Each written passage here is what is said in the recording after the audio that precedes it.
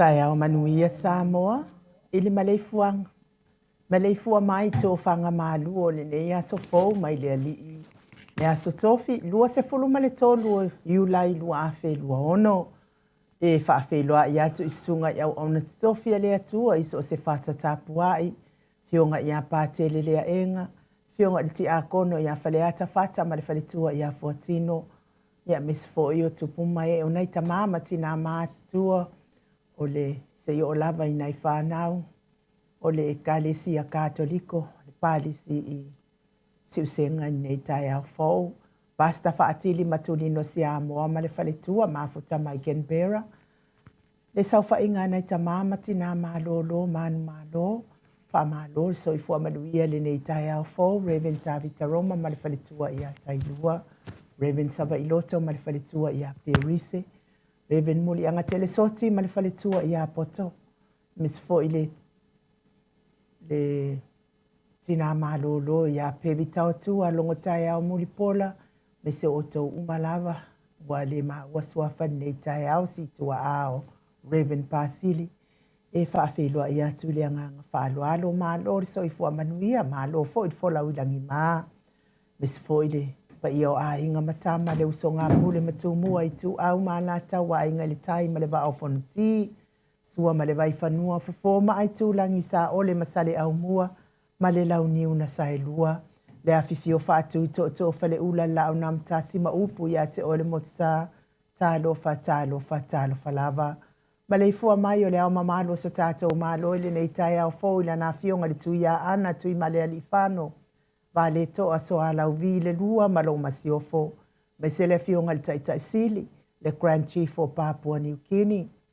Fo mai o le tamau a inga, sunga le apostolo, fo mai o le polkiki, fo mai o le tūlafono, tai o le vaenga whae pui ai a tawa tangata Samoa, lau se sunga tuila epa awe lua fatia lofa lupe soli ai lolo fienga numane mana na yoti ai ono, Dr. Sailele Madialenga oi ma le whalitua i a Chilen. Good morning, Chilen. Lo fesa le tō whamanino ai o le fo mai o le tamau a inga, fionga le komiti tō maua le Ekalesia me tisi le whailaunga whaamaoni o le tala lelei. Whaia o ngasini o le Universite. Professor Dr. Afualo luanga lau whaamoe tau lua manu Woods salele. Tuitolo wa ama le whalitua i a Rosemary. Whasala uta o le ainga sātun mafono ma le maleifua mai nei tai au fau ila wa fionga le sa o le o ta suatele.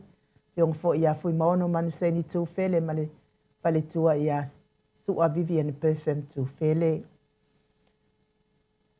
Le superhero nei porkalame la wafionga le li fai pule le ala le pule fe pule a imata feo tu puola tu au pepe le ala manu ale ala le auloto rimoni ayafi ma le falitua ya Sharon. Good morning le ala le pule me se foi la fionga ile fai pule le tai fono le komiti o le vaenga fa fai pui ai tawa tangata la wafionga va e lua centenary timani sa mau ma le falitua Male no whaalo malo le soifua manuia le nei tai au fōu. Professor le soifua malo lo ina Dr. Leusa to le fōa tupa isa mau tāke nā seri. Male whalitua malo le soifua maua. Malo fō il tautu atu nuu. Male ifua mai o le fionga ia lilo mai awa fotua manu. Male whalitua ia Baby Fretten. Male no whaalo mai Hawaii. Good morning, Baby. Sunga ia Felice Fiuse nio tautolo. Male whalitua ia Maria. Male no whaalo. Mai sini au se talia. Good morning, Maria. Whamanuia lea tua le pisinisi. Ia fo ilea tua le ne yaso. Mafuta mai fo ile au ngawha apayo nei porkalame lau talenga tio enu ese Paula Banks, Michael Aistete. Loso i fua manuia. Tupa i le vaililingi mau moa nanu malifale tua ia Marina. Mafuta mai isini. Loso i fua maua. Tupa ai whamanuia te lelea tua le pisinisi. Nai tamama tina matua oe olo ta ngulu pe nei tai au mai ua maleifua mai nei tai au fo good morning to le epa fai ai mare fale tua ia maunga mu mau kingoa la ka ngulu mu se umanu matamua faali amale tausi ia Sinta alofi pole patu uma Vienna na nai fa muina le ana tupfia mal fale tua ia mo nanu. Good morning mo nanu. Le sina le avai ma lor soifua manuia ia te ol tina matua. Mafuta mai i sini au se talia ka lo fai. karikongu ai wako maa lilili le maluluo. O sini ia whapia o au se tālia whapia nā fo ima au kilani. Ia o lea fo iwa o mai malulu ngai Samoa nei. Rosalia Mupopo Mila, good morning. Mafuta mai au kilani New Zealand. Seu malo Ferretti Funga e mafuta mai Alaska. Malo soifua manuia Julia Moli, Maria Edmund Williams Akiau. Mafuta mai lalto o lua lea mai oi. Quinselani. Sinalei Burton, good morning. Ngafopula sa lua telemos ma Susana. Lord soifua manuia masoe loloane misa maoli. Ia, ilua lai ka angulu lava oli ia. Ia manuia ngaluenga neita e au masoe. Manusina se te whano tole a foa ma le fionga ia matai a tio sa wha atonu ni umata. Lau fili a rona whai ngafa ma le whaletua le susunga ia to alima le ifi pope tuala ta ma le langi good morning. Pupu i fatu e lia tau ili ma Filipina te o sa anele tunai. Te o a mai oe ta mamatua ia lofa tele atu mo oe. Fau muina le alari au waa ma le whaletua ia lita lua timu au waa tito good morning tapua i le fau ma pepa. Le tamamatua ya sua Ben Tito e mafuta mai au kilani New Zealand. Good morning sua. Fale tangoa i Farani Swan mafeao. Sione Haitang, Stevie Upati, Robert Peterson. Se le uso ya Brazos Langi Ayeng mafuta mai Melepone se Lina Aling na hiyo. Lucy Pautalo se walunga mama liu mai. Afa Malau Brown, good morning lau. Le susunga ya taula papa a mata fai a Vito Yosefo ma le whaletua i a Susana mafuta mai au kilani New Zealand. Good morning P. Weaver. Una sawa ina lepa ke Chelson Kuka, Mika Moripola ma Filomena nganga e olo toni taleni ma le whaletua. Sunga i a tau malai ma le whaletua i a papa sama ma lo le ngalua le poa na po papa. Vui vawa lese ma vai a uma malanga mali i. Au ngā whaapae ma le whaletua i a Jacinta le taitai fono le mafutanga maalosi HRBB supporters i Melepone, good morning. Nganu male mana tau whaiula me kingi Moripola la whaele tau sili sangyang. Manuia lava ne yaso i tiu te mawhaiva. Fionga ya amitua na isimati ya mesia uo ya tau tua so i ake nese, good morning. Uli kari ma lori soifua manuia. Liuli ungatali tau whaili tau langi Robert Stewart tole a foa ma Elisabeta. Ono fia na umamana ia male a fionga ia Sula Daisy male no fua alo. Good morning Sula. Fionga ia tau manu pepe sopo tawhia mali i male whalitua ia peka baka tonga tuki. Ma lori soifua maua. Tau manu pepe pia fo iseo whalitua ia peka. Whawheloa i fo i anga i leitulia i satitoa ia leipata. Ya le musu tau wa le toa ya misiona faletua ya vai good morning ya mesesio to ngane ya tau wa tangaloa no fo tolu wa vi fa pe fo ile faletua ya kolkita mafuta mai fale apuna fionga ya mana masionali ya Mikaele Hunt mafuta mai fale apuna good morning ma lori soifua manuia ya ilato uma o mafuta mai lungo tato apio folinga Whapea fo i lungo tato YouTube. Whawheloa i atu i ate o tau lea nganga whaaloalo. Ia a le whawheloa i whaptoa i le fionga i le sao i a sa mau lea ti nganga i ono. Soli tamali i ti mani sa mau mai best. Ia mesi fo isi ona. Whaletua au lei ma le amio lei ma le anga lei a mana ia ma le ai ngali i good morning. Ma lo lava le soifua manuia lau fionga le sao ma le whaletua. Manuia lava tiu te mawhaiva o nei aso. Whamanuia fo i lea tua pisini si sa mau. Levi inga leo lea tua tātou te oli ma fia ai. Nei fo i aso fo ua whaopopo mai lea tua i loto soifua. Ai meise so mātou wola.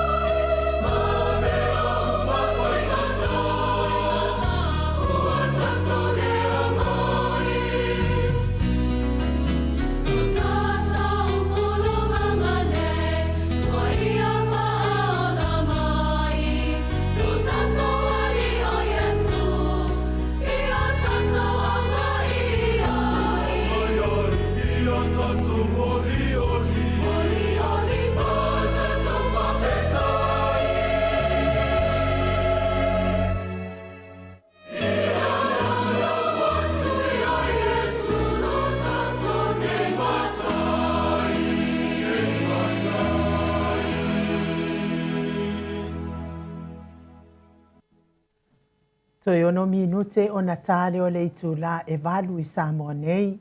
Le vi ingo le atua sa tapena ina le ekalesia e whakasa mai e li se faupe o no tau sila sila. Whaafonga fonga mai ai fo I o la tau si fonga mātango fia le nei tai au. Ia whaamalo lava ia I la tau fatu atau mafuta mai lunga o tatou apio fōringa whaapea fo I lunga o tatou YouTube. Malo soifua manuia malo fo I le. Fo lau I langi mai le nei tai au mātango fie. Mana ia fo ia opo le vi inga o le atua. Oli le ali. Mea pitsili le ana mana ia oli. Mafua na oli. Le lei le loto. Mama le loto. Fia. Ia le mawhainga oli pe a whai e keika. Ita fua isi uso atangata ile engi anga sala. Whai kala wha akupu. Mea lea wakele ai lunga upenga whai langi al maa losi al whai kakala. Whai tala wha atupu. A whai na ai le tele o tangata. Ia marikele o. Ai mesi fo ila ua fionga mamatu. Yeah, good morning. Yeah, esa o ai vau. Anu no leo vau e ave alo faanga. Ave alo faanga o ele. O mangelanga pese vau taulanga ya piane ya. Leo. Ore mai masa i vau ya ele. Ya ai anu ako mai alo fakele ko ai on mako ainga. Anu no leo vau i. Isa mai. La lo so ai la lo vau male pas. Ai vai aku vau. Yo lai fai men mo nga vau ele male ai.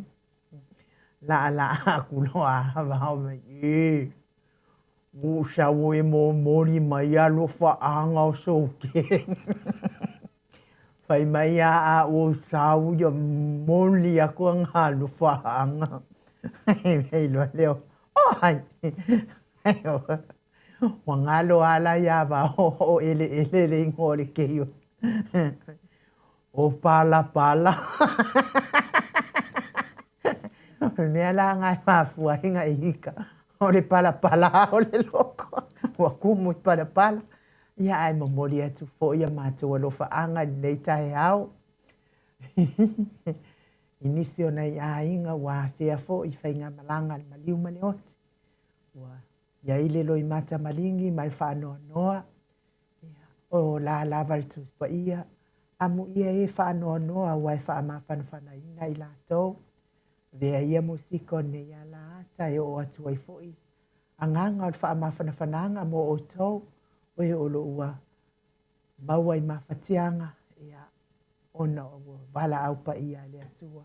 Wa fea I fo ina i o tau a inga awale ngalo. Ia ili taimi tātou toi mafuta I mai lātou. I le ola I whaavavau wa tāpena ina li tātou wali. Nis fo ili tātou mia ili whala efu ma le apulpulusi o tō whanga I so se maota, so se lawa. Mai se te tonu o maota ngase o lo tausi ai le tele o le soifua ngase o le mamalo se o tātou watunuu. Tauia ina ianga le leile atua whai vāvenga. O le atua alofa ma le alofa muti vale. O le atua e tali mana o mana onga malama. O le atua o whaamalolonga I pa iatu, pa ifo, pa iane. O na awanga lelei ate o tau tamati nā. O soto ngane me se lava ina I whanau pele. E se ia o I mawhatianga o le tino o lo tauwhianga iai. Awa le vai e talo I le ali I tu watu I le atua o mana onga. E ala I whaamalolonga I le atua I o tau tino ngase. Le mai se fo I lātou o e olo o mawhatia I. Ili la soifua matua o naita mama tina matua e wa ovatu. Ma le fitu se fulu tausanga soifua. Ia amu ia fo I o tau. Ewi ina tau soifua ma le tinga. A olo o whaafua leva e le atua le tau soifua. Tau te mafuta ai mana I o tau walo ma whanau mai se o a inga. Whaamanu ia tele le atua I le soifua matua o tau tama matina matua. Ia mes foi oe o lo tafili sau noa ai le ali o le lalolangi I o lātou loto. Le mawhai o na whaamalolo ina le ngase o le loto ti ngā o le mataua. Loto elea ma le loto palapala ua tafidi saunoa ai ti Apolo i o latou loto. E ita ai, fau pepelo. Ia e mese o le tua ina pepelo isi uso a tangata. Tauia ina ia anga le leile atua ia te o tau musu ina o tau loto. Matu atu i le atua na avenga mamafa tau te whaia ia ta uma. Wha malolo e le atua. Ma ave esea na mafatianga ia te o tau. A o le musika lea tapena ina le maota sa moa vi ingo le atua. Sosoani mafatianga o le tino. Sosoani foi wha mawhanawhana ina loto wha vauvau. Mafisoasoani i e ua tawhiri sau no ai le ti Apolo. E whawhanga pēr i le loto leanga ma le loto elea ma le loto palapala. Le vi inga leo le atua mo o tau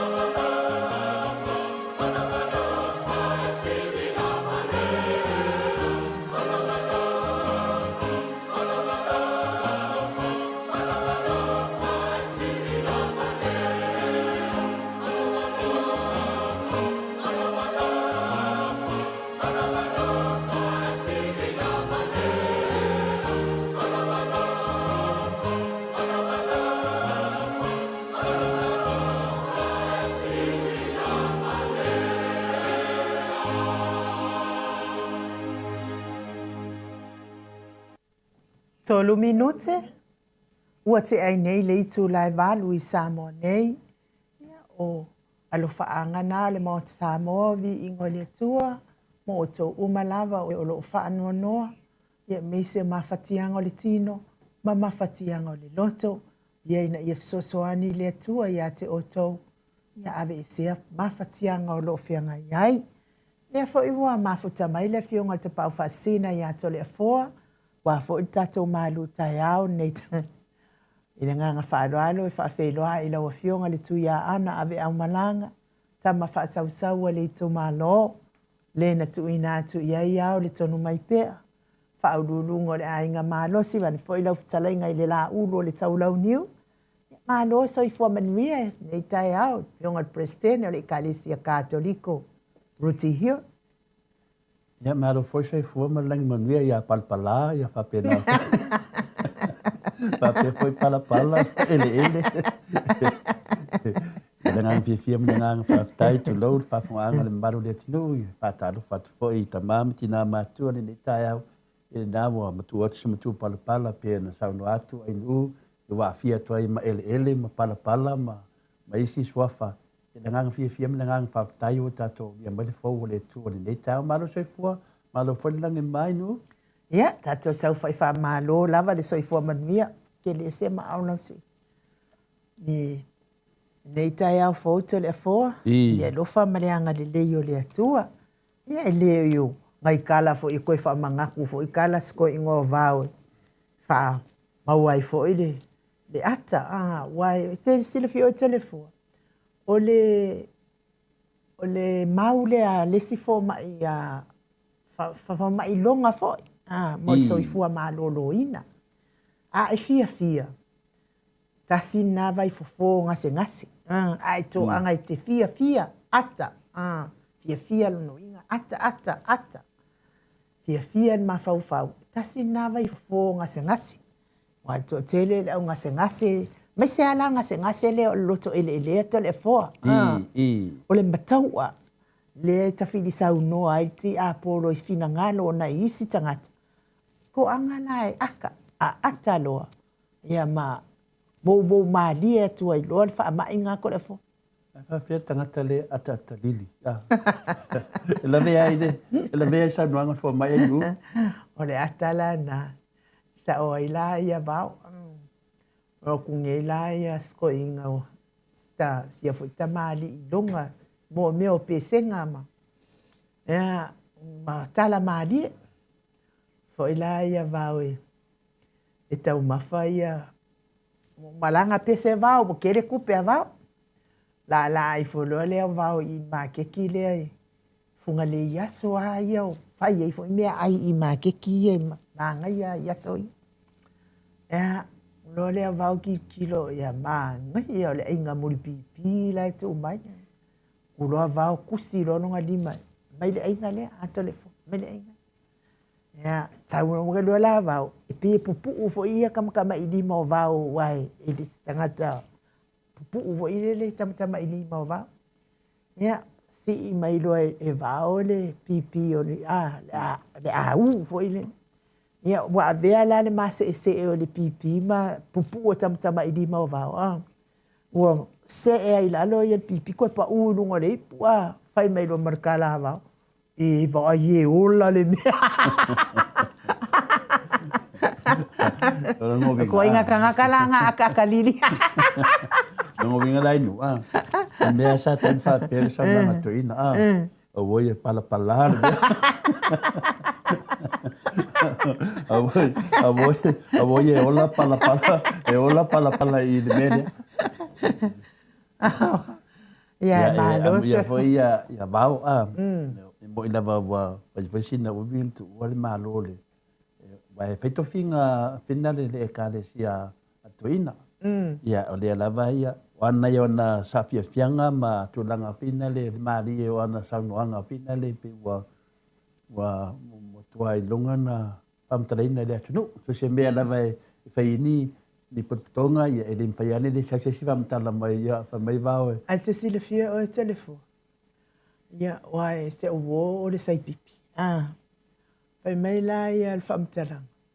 Tu pe uma ia mau e bao i ana pese ngai fai. Inu fonga fai tele.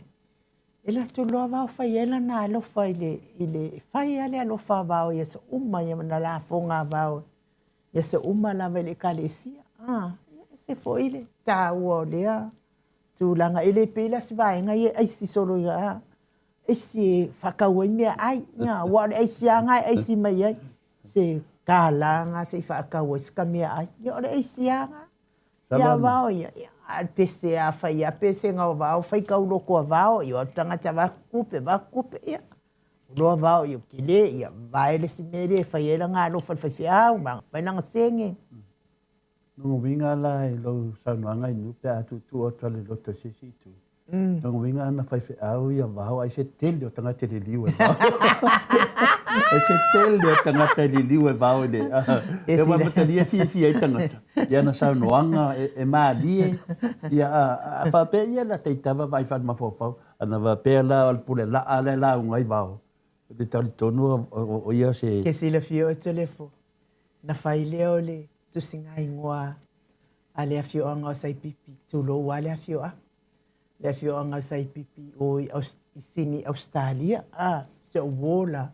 Ia o ia mai le afio anga o sai pipi. Ma o ia i lolo o tu si wala aulia ma to wo i la ia le wan wai fo i le. Ia ngofo mfa alongolongo. Sau lea. Ia o le ipu nei ia hai. Sau lea. Fai mai so tanga ia la i le mea alofa le fai. Ia au leo ke whakarikari. Se iyo o mai ia kai mi wae ke la kulo o wae hoa tu lo tangata ia. Tu si loa la to tangata fia whai siva sa moa. Le ala te nofo e whaatalitali. O la o siva la. E ka wala se o wo le anga wala au lia o masinga mga yunga halo. Ia lua tu le tangata. O la o siva lea ia pai malafai. O mai loa ia. Ia, ua ulo inga, ua umi le aso, ua leva le aso, ua ngase fo i le mamalo le atunu, o laku loa fo i dunga. Ia, oa ua ke le sau mai sai pipi. Ia, o sea uo. Ia, lea na wala au lia, o leo te whaalongolongo mai. Ia, ke leo ipu, ka upai, ka ula fai. Ai le ia se ipu, ka uai bao. Ia o le siva Samoa la nei o le au whaia. O le siva Samoa mo vau.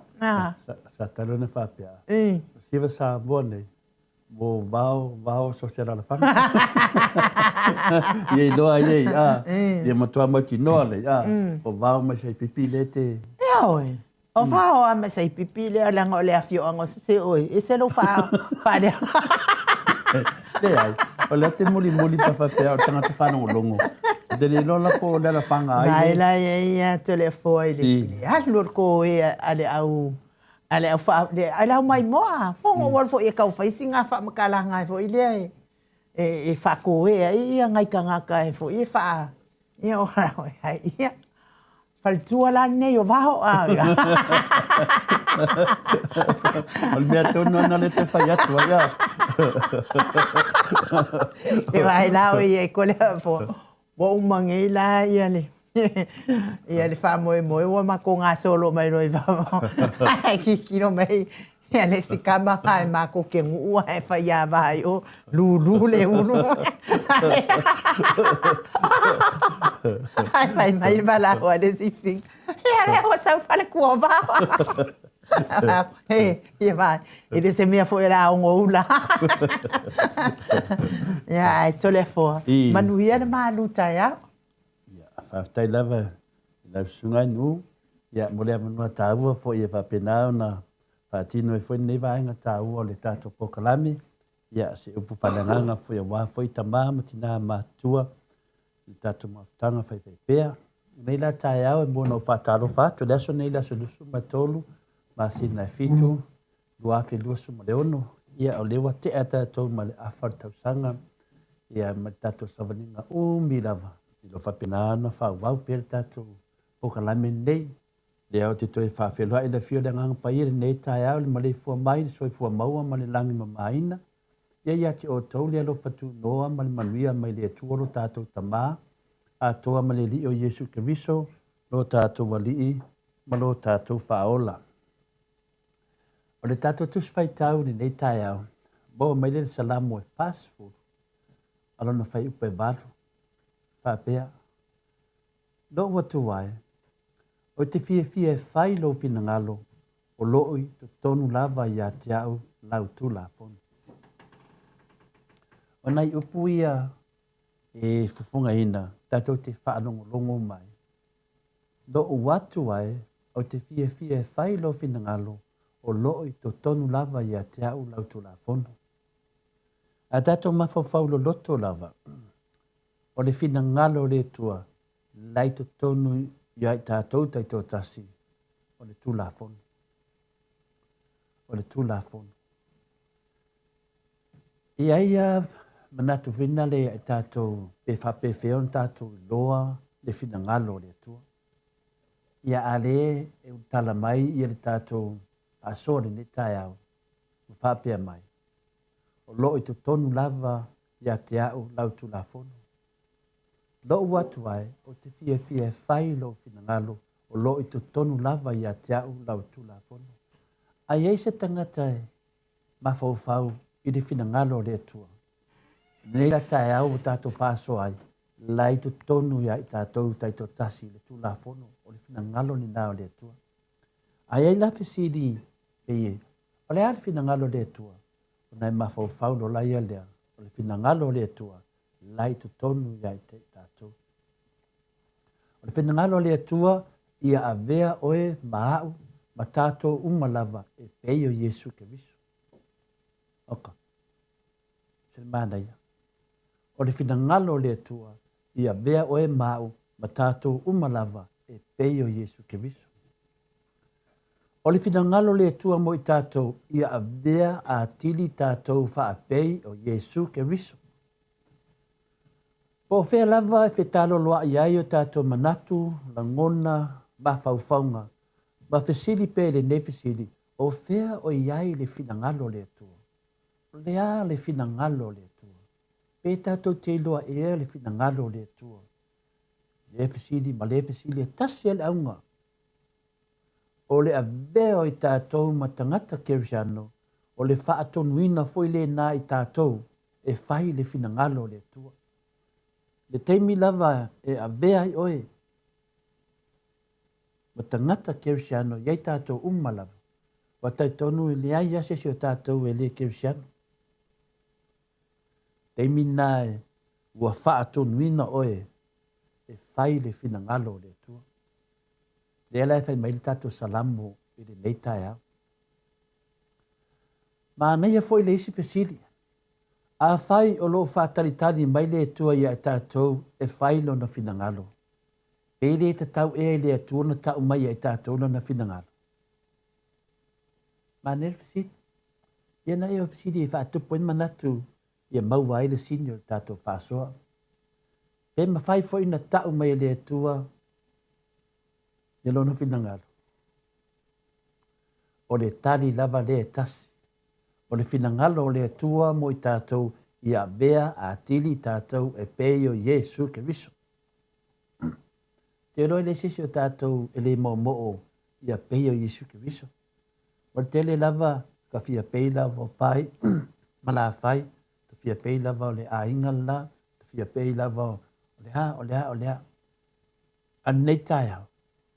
O le finangalo le atua ia vea a tili tātou e peio Yesu ke viso. Nā fia mai Yesu Kiriso e whāsino ia i tātou le ala ma le upumoni, mai le tāua te. Duinga a tātou mawhau te toa le lei le tātou whāsoa, ta whāpeia Yesu Kiriso. A whāpeia la wai mana wa peia o Yesu. Ia o Yesu lava lea na whāsino ina i tātou i le ala ma le upumoni o winga, o longa venga fo ina e whai le whāsino o tangata, le ala ma le upumoni o Yesu lea. Lona winga o le tu watu o lo tangata e pule ai le atua. Le mela leo le atupu, e fōringa mai o le afte na ilo ai ata tau wha tangata, malo e ai ata tau wha kerisiano. E te leo tātou le tātou te sinere tātou o lo ai ata tau, o lo ai ata tau. Ai a velo o e ma kerisiano, na ala ia lea lo ai ata tau. Ese. Belo o me Cristiano whātonuina oe. E whaile whina ngalo le atua. Manei. O le toa tele o tangata. E whaapea la tumanatu. E whaina tā o noi loa tino le whina ngalo le atua. Aisea. Aisea me whaina tā ai. Aisea le mea e whaina tā ai no loa tino le whina ngalo le atua. A lewa tātou whaasua. Le wa latu le upu o tātou whaalongo. Le wa matan tātou malamalama. E whainga tā e le anga e mumusu e loa tino le whina ngalo le atua. e musu fo'i e ngā ua i atu le fina ngalo le atu le unga langa whainga tā o le musu. O le whai ngō fia ia. Ia, ai whainga tā la wana i loa le fina ngalo le atu. Aisea, langa e te musu. E te musu. O nei nofo e lo la ia lea, ma whai tu ina fesilina. Ala e loa tu e tangata whai mawhauwhaunga e te musu. A whai tātou te whai tau lana fionga pa ia, ma whaalongo, ma usustai ana whaatonunga. O le taimi fo le nā, wa ia taita ia i tātou e ala e lana nganga pa ia. Whai te whai ngō fie ia. A whawlawe, e te musu. O le nofo le ma whai tā la pe te sisi o hai, pe te musu wai whindale. Whai mei lea o. E whainga tā ere lo, alanga whainga tā e te musu e ngā wai atu. A whai tātou te ena lana pule o loo wha alia mai i lana fionga pa ia, o lona winga o le ale ma whai on tātou wha pei o ia. Wha whele ana e tātou manao ia pei o Yesu Kiriso. Ai tātou te te, pe tātou te te i lana fionga pa ia le atua, ma tātou le whai taua. Ai o le mea sili lava o na leanga, o sa tani o le a manu malo, o le a vea fo i tātou ma tangata whaia ina. E whaingo fia whinale a pie e alu e toi mana tuaifo. O le nofo i sa tani ni tangata lea, o le nofo i atau e, o le fwe nofo i atau, a le mea sini na seu, o le manu malo sa tani, a vea tātou ma tangata whaia ina. O i la tau e le malamalama le fionga pa ia le atua. O le a le loa pea le fina ngalo le atua. Ai le loa tus pa ia. Le a wātili ona e le loa le fina ngalo le atua. Pa pea tātou ia ai e tusi fuar tus pa ia. Ona tāti tia la ia lea. Le ai. Ai fia loa le fina ngalo le atua. To anga e fai tau le tus pa ia. E le ngata i lea. E te tau na tātou te talo e pei o le whai salamu. E upu a matai en tātou a matai nei lo watu ai o te fie whailo whinangalo o lo i to tonu lava i a te hau lau tu la funu. Pea se pese vina le te alua ma oeta mamati nā ma whau. Pea sino malolonga o lo o tu ai o te fie whailo whinangalo o lo i to tonu i a te hau lau tu la funu. Iana e mo whilo le ata. Wa tai o le nganga pa ia.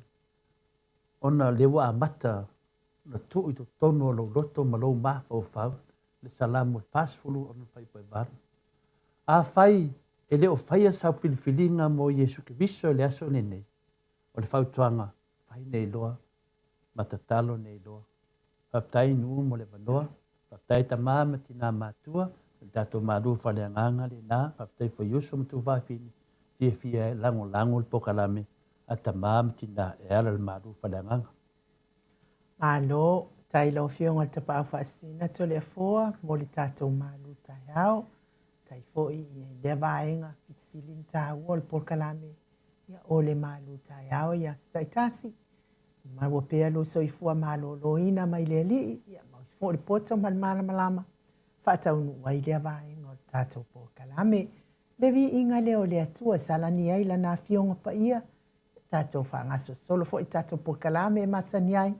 Nai tālau mea o lo tupu i Samoa nei, le manofo ai. Ia e me se fo ile. Tātou tō whata tāla e pei ona iai nei tai au.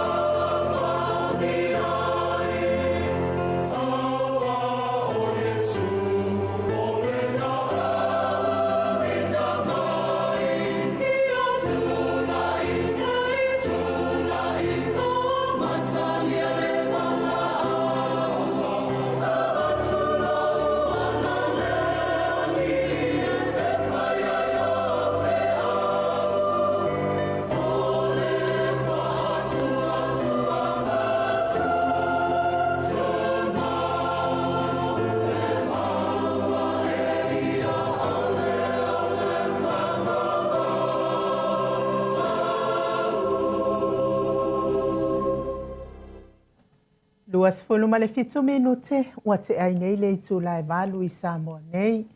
Le vi ingo le atua sa tapena ina le ekalesia katoliko ma le palisia siusenga pe ono tau sila mai ai. E momoli atua I fo ila ma alo faanga I le sunga le tai pese ia mai yava. Ia lo iai o iai intia, ia ono tonga fitinga, o lona soifua ma lo ina, ia mafuta mai fo I mai yava. Ia fa tua I le atua. E se me whaingata I le atua. A wala tonga fitinga ali matama I tausi soifua e ala mai ai le wha amalolonga le tua I ngase o lo whianga iai. Tino telefon, lo fatele atu tato pokalame ia mo oi le nei tae au sa ma tala noa lava masi o tofine ia Cecilia ia mai Wellington ia ua misi atu lava oi ilo alala mai fo ilo fo ilo no foa ia moenga vavelo ia o I tato au fai pese I palis I palis ia sipsenga fai mai la le tala Cecilia ia te pe ia o ke alu o ke ngofo nge ile au fai pese sui se o toangane fa Cecilia ai alu ke ngofo le au fai pese ke alu ke au fai pese e ke le alu nga sui mai yava foi mai yava wa au fai pese tala atu na e boli atu ai alo faanga mo oe le tama ia manuia tele lau si ngase anga intia e fia fo I telefone bai asolente ane se famtala mo moala al tawur soifuanga I Samoa nei telefone fai sina leva na mai Samoa nei le wa la atu le tolu masina wa la atu tolu masina le ataluna manofo le wa lua le masina ato ya le se va le tot manofo ai le ine tele lo pe fa fiana soifuana I tangata I nei Samoa nei tawur soifuanga le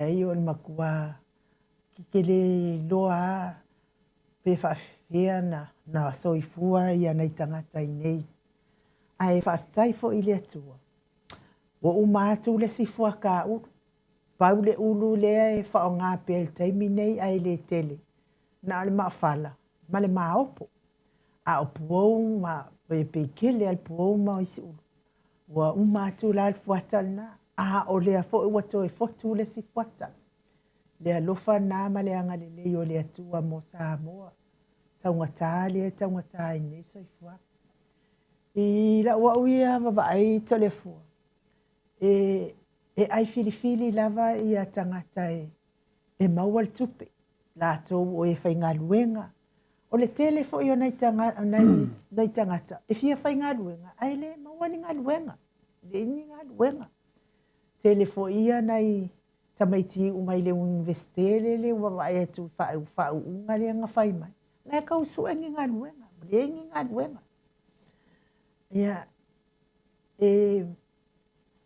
tangata la ele ai se ala nga tupe ke le lope fa fenga feola no winga ole me ai mawal na so ole nga ya luai le se me fa pe ye se filifilinga fo ile le al me fia causa mi ai le ai la se ibanga na ila to ole ye tupe mawa tupe la to ye fo ina ila to ai ngai oi Australia New Zealand ma America e fe so ani mai ile tele o le fa le tonu o le taungata so ifuanga le wa ye nei Samoa nei telefone ia ole me le fe tu di tuli ai no o le tau so ifuanga wa si tia le tulanga ina le mawalunga o le ngovinga o fai lava sina le fe tauvi o le tupe lo mau le tangata ia ma le tau le wa nei le so ifuanga I Samoa ia me sa wale ele fotasi ya tunu uma inu fa bena lava ona tangata ai wa tulanga ese la tato o le tato te vavai o le fesili la ese ala mo fa pe ai tato inu mai le tato te tala noa ma fa mtala pe ia o anime te tupu mo ti tilo tu fo le tangata ele ma faina se tala le ato le fo fai tanga le te nei le te va ai ma le te te fo o fa tau o tilo atu lava ia e mafu o mane me uma inu mafua mai ai latou o lo faatautaia le tatou atunuu Maliela. ua le mena e le faapea alofia lenā mea o latou ia lea latou te pulea tau latou le latou te faasoasoaina ia le tamaoaiga le atunuu mo tagata uma latou la lea la iai le temi nei e tatou o le mea le ua taunitā ai le tatou soifuaga inu ona le tele o le faatamala o le tatou malo me saʻo ana inu Maliela. ia talafataitaʻi o mea ia na tutupu tamā ma tinā ia o vaalele ia na o maia tatou mai faaalo e faaalo ai mo ai se leni fesoasoani le atunuu o le a maia ua totogi e tatou ni tupe maʻimau ni tupe maʻimau ua mai tatou malo o le vaa lena mai fo tatou vaa o le mea lava e tasi ua mai le vaa le faapea alu le vaa opolu ma savaʻi ia e moi fo le ata ia ua leai se vaa ia e totogi foi le tupe o tupe alu ia ainuu ma tupe ia lea iai nei faigamalaga o vaega ia le malo ia ai foi ia mista ia na malaga o faalogo atu ala ni selegi ia ena tufaatasi uma le o mea ia po o mea ia e le o ave iai le vaai a le malo mea la lea le te fitautala ainu ona maua i lo le mea lea ua taugatā le soifuaga logauiga ua tele selegi e alu i mea e lē tatauna alu ai ona safa i leo le atunuu e mafua mai ua tafia tautala e tulaga le ainu e faamalamalama pe le atunuu laga le mena le vevesi ai ma fai pe ia so uma ua taugatā le soifuaga i Samoa a te vai le so uma lava e te vai e whioai tāwale ainu lana na whioai tāwale ono latou ia o lo faigaulega lelei le malo latou ia le maua le totogi e an tagata lau tele le talanoa ai mativa le fai ati nei le te vai nei ai toʻatele le au le faigaulega ia o le aso nafi ainu o te saua e fai maise ua tali e tau telo mai kuliga leoleo ma le auai aisa kuli mai fia kuli mai luma le kakofale vaku i o alu vapea e kofia e kokelele wari vai vai la oi ainu le taumawhai o leo o le mea na le ua tupu nei ma ua atili taunga tā i lava soifanga nei Samoa ia amu ia tātou ia nofo i fafo e wa tātou le nofo i fafo lo fa pena lava ona mai lava se le ni talfia ngai le malo pe Australia mai a mauai mai lo tupe faso so le paring le leia i maturat a tātou nei ia fa vitai lava ia takta tule pa male chapipi wa mauai le benefit nei tangata matutua pe o tasi le meo vai o lo watu ai na ia ngai no pe ta atala le benefit ia tama portina ia ta vai atu ua pe ua tau le popole te le tamama tina o lewa iesi na wha mama venga. Ana le ai la mea na. Oka se safa o tātou. Pe o tasi na vanga so sonia tu ila mta po inu mar fa lava. Mano, tai lau whiunga telefoa. I le tau na lea o le seifuanga o mawaluma pea ma le ngā whātie te roa ina. Tau la leo le soifuanga o lo mawalunga pea ma le ngā whātia e te leo nei ainga e le ai se ala ngā tupe mawa. Ia, tatele tio fo ia la tau. Ia mai e lo iai lava se mea o whaia iai whai ngā malone i le tūlanga lea. Wai pe ia mana ia fo i te leo nei folanga ia sa whai. So ani ia la tau pe ana fa pe la le tau no ia ai taimine le ia se me ia ma se me tasia na al pensiona la vale tala na tanga tamatu ia e tal o le me fo la le tu puleve vesi ai ne le tele o fuala au e mana o mia na tanga tamatu la tau ia tala fu le tala vai mai ma vai fo ma ile sa fai vai taimi o le ita apipi. Ele o toi mauana. Ele o toi maua fuala au o sioki pea i lona winga. Ele ai a se winga fa mei ai le stoi ina.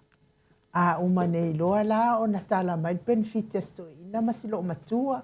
Ia i la mai tu maula i ana i to ina mana i lo matua.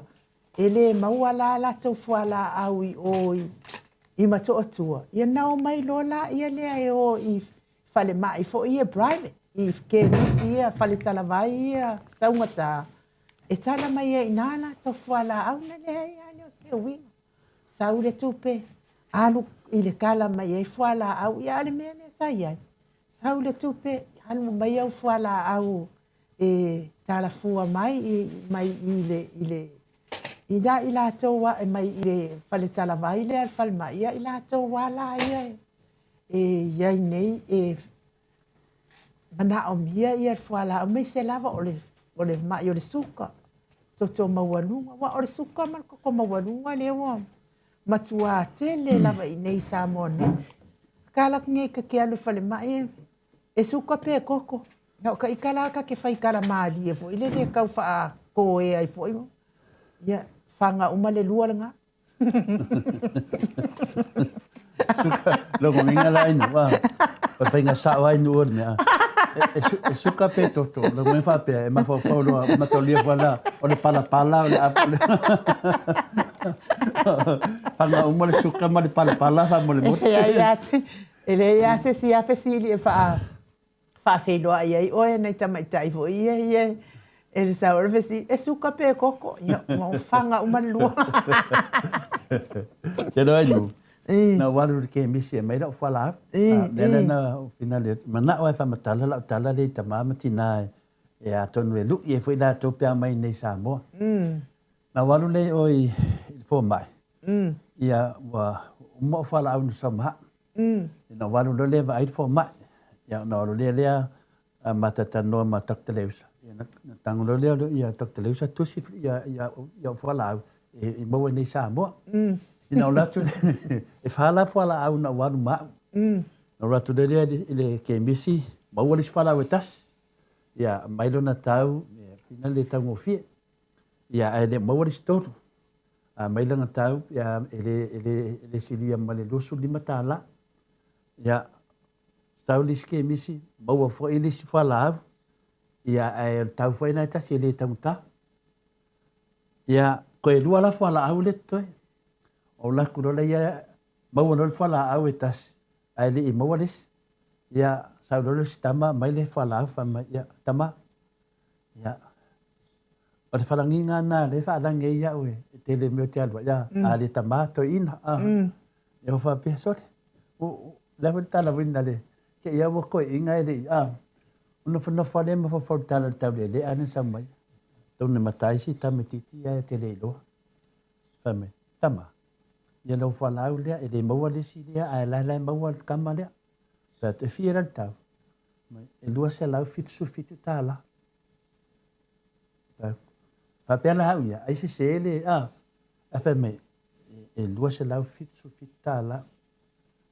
E wha tu lea o ke la falau la lea. Se mai le. Ta mamati na le falau lea.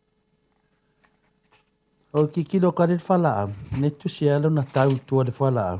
Fatau Australia. Le fatau Australia. E lufu lima tala Australia. Sa fa pela taita pe sau pe se lau tala ia pe iwa su tala ni Samoa. A sau na sia ta fuala au. Dua se lau fitu tala. Fa mai lo le mal tala si tamtiti le po si tali le. Tama e ala e fia ni au fala au te mana oi. Fat e fia fala au ne tunga. Wa fala au le e lufu vadu fala fa mai e lusu vadu le tonu i. Ai mana o fina le fatau pena se tolu. Ia am fina vatu tolu. O le fa. Longa winga inu. Lunga tas fala au. Pe amo te titia se furu tala. Melaria. O le taunga tala nga o te ngā taunga tala nā ta mamatina. A e sau nei Samoa. Mai New Zealand, po Australia, po Amerika, po fela vale tu lau lang. Sau ma mailo o fala au. Ia, au te wha moe te sau nei. Ia, le ngata le whaingata ana maua. Ia, au le taula. Ia la fala au e tangofi. Almatua tangata si fala au le amu. Ia, au saulo le o nofo whaapea. O lea whane mea inu. Ola pole oti. Pete fia ola, pete fia oti. Wa le e, wale maua fala au le matalia fo ia au sau le. No malanga tala, sau le. No mawhawhawa lea. Wasi le au le oti. Te loa inu. Dua le le ia mai aso. O vili o le. Ia seo tamai ia se man. Ia se sau mai o. Mai ia le la tu tama. E tama le. A fe sau. Fe me sau le sa. pa ti fa fitaya ya si tamala na le tali ole le a final le fionga sa ya por talenga fo ya sema por sunga ya matamu o ia le nda le alo le na to ina nalu piki melo fo la aulia le la ta no mai le stadia le la mo lo fo le sisenga to ingo ko fo la au nu so ko sa fo lo malos ya ta to na mo ta to ya mai ya lava fo la au mai lo fo mai ya sa nei sa mo au te fa mo te ni te ua we sa nei le mo ya te pe mo fo e tangta ai ma nei ya lo sa mo fo la ia le tala na ma nei na o sisi na va e ngai lo ai tangta so fo ngani sa mo nu Malo, whaatai lau fionga te pau whaasina to le fōa, mo le whaamanatu ina peo le malo stato watunuu. Wā lava lo soifua malo lo ina pe ai a fio mai sa mo nei. mo Ia, tā pena le mai lo soifua malo lo ina pe a whai e te ngase, iei ngase tu mau o lo e ngase ai. Iei fo isi e le iei ngase ai ke iau a pele maka. Ia. Asi mai lai sa mo nei fo ilea ia wale tausisia fo ima mausta ia fo ia le leva na tu ai o sa mo nei ai malanga atu ia le lape o koe kau e fo ipi o koe kau fia fai tu langa sa ia vea mamia e o so ise mai ngase ma fa fo se ia fo ina wala au mai le atu o no fatamala to le fo ia o fa matalanga na ai ili nei taunga taar so ifuanga o te nofo pea te aso sa uma matilo ia ia fionga le sa o ia sa mau le tinga ngai ono soli tamari ti man sa ma misisi ona falitua ia mana ia tate tilo ia so sa uma i le mole mea o le teleo le tamau a inga e faalu e sia a inga e anga le leia ina i tanga ele na o maa tai lava o tamama Laua fionga sa sama ma fape e masani ia fape na fo au na le atua a e faila la utala i le taungata i soifo ai a mai se mea e le kasi le lua ke le o mea ai e tape na ina o nofo ale ma o ma fau ia so ia o tala ititi te mina la ea onga ea o lo utinala o se tangata ngā lua e whai whatoanga lo matua malo tama. E whawhanga fo ia, whanganga whai ia, whanganga puala, kulo, e le upu, mea to alo, whai le whanganga i mea ia to alo, ke lea lale whanganga sko inga, seo kamama, seo kina. Alua ia, wa mai loa ia lo tina. Le mai la o le mata. Lo matua. E kusa e fiku ia nga pepa sikaleki mo lo polo fo i lafmengi. E ile hao. Ai lima le po. Ma fuala na lima le po. Ia ona o le tele o le vaenga le po i mo ia. Mo e sfululua le ia lafmengi e ula ilo matua ile aso e tasi. Ia sawa i lola ia le wa mai ia na mata. Ia ele mana ola lo mtua e ta otolo na mata. Ia ai na alula lo mtua ta otolo mata i tosi. Ai la tua wale o mai ia fa solonga. E la se o so sa fe au assembly i fonga poala. Alua i lo mtua mo ia inga koe fa akali de skaya o koe o mai ia le faso longa ta o tonga o matane matala lom tua filongi ai le aloma le palapala i sauno na mata te loa lava le malo si o le tapa la kula ia lom tua o lai ai palangi mai fai fa malo longa mai Amerika la pisi ai ia le kalesia nga fai au so non to lua fai nga fa malo longa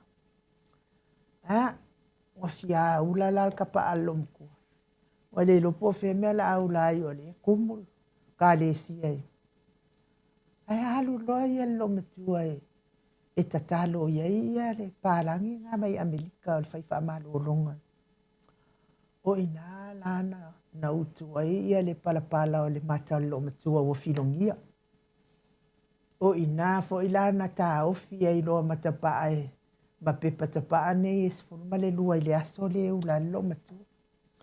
Ia a o ina fo nga liliwa i loa la lo matu ai lotu le AOG sa whaatai ai o le matonu. O le kalesia la le AOG e le ko akele. E kula i uka le kalesia. Ia a o le mato a inga ia o mo meo la mo sa ma o yo. Ai pe o le awala le ana na mafuaina li liu ia se o tina le AOG.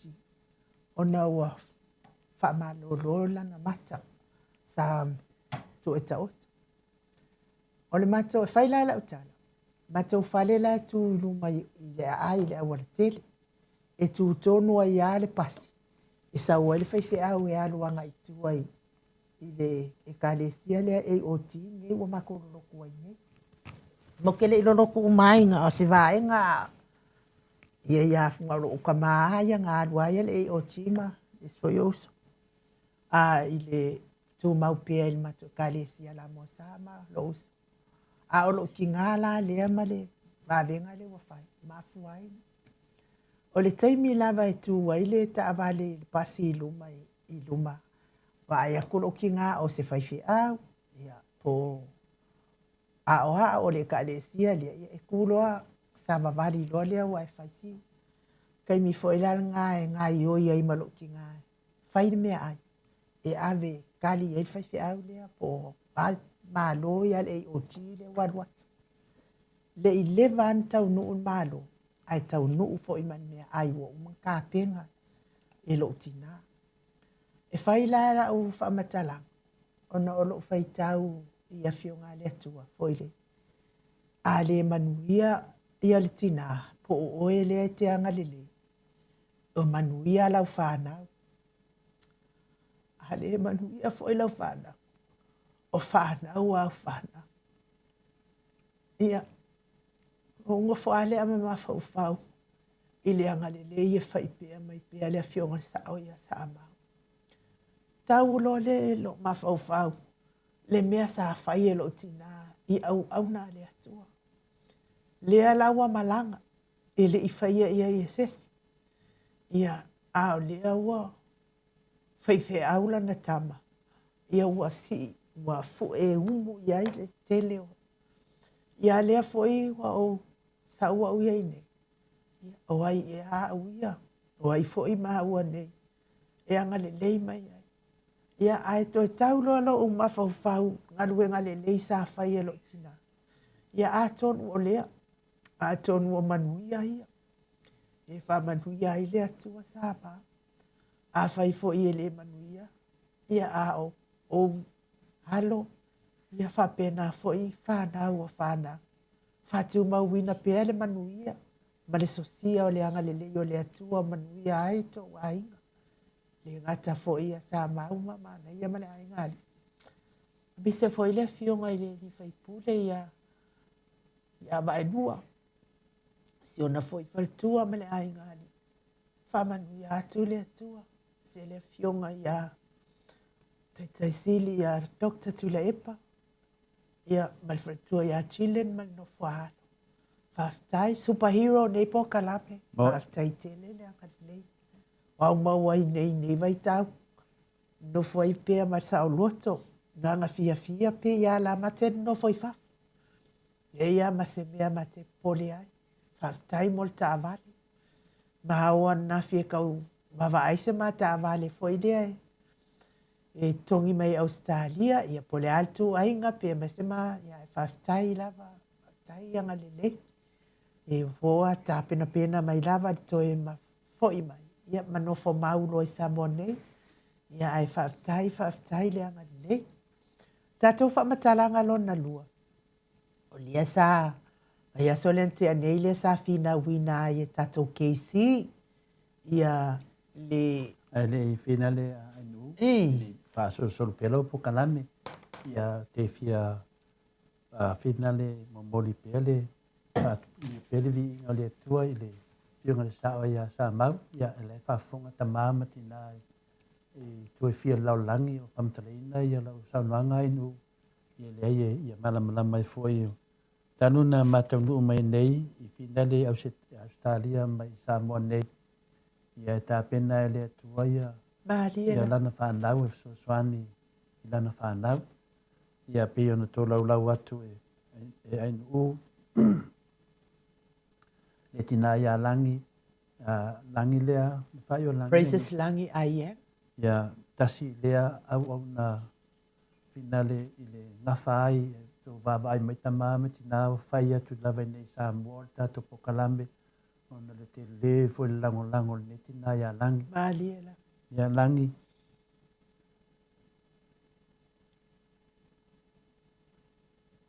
ia rofangia le atua ma whatu tumu tele o mea wa ila walofa malawanga lei le whiota uai le tamaya Samau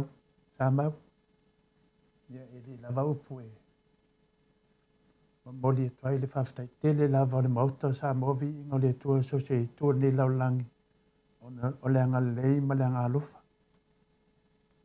a pia foi le whale tua au le lei a anaia talo na maa mai le nei te mi umi ia se le o te whaingoina Samoa inu o apale amo e mawhau le tala ia apale amo mawhau le nei tamaha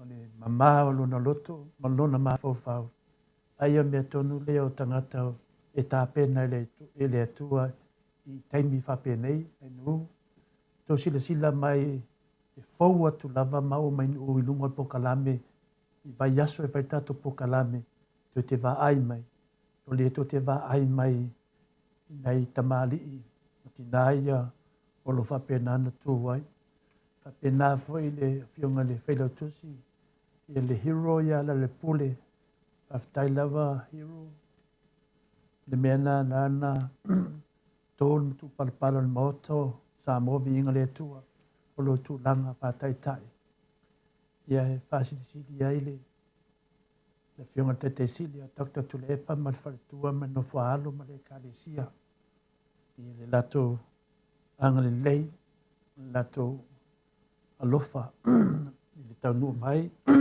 e o temi nei ia te le lo pe whawhea ia na le tua e le tau ia inu au e tau i tua ia e nei tama ma nei tina le tato Pokalame nei Samoa ia le auto sila mai tato ia mai fafo tamama tina lo tapua i mai Australia New Zealand so se tu laulangi ia o lo papena no anga lele tua i tono Samoa i le mano fuai mai ia le foi e to te sosoani mai lava tato Pokalame mai Australia ia le manu nofo nei Samoa sina temi ia le mapu wale anga le lei malanga lofa i mea lava pe ia la mate nofo i Australia i awala lava e whaftai te lava i nei Samoa nisi foi wale mwhainta ua o lato suafa ia ona o tūlanga pina tō sila fia ia ia le peonga le tete sila Dr. Tulepa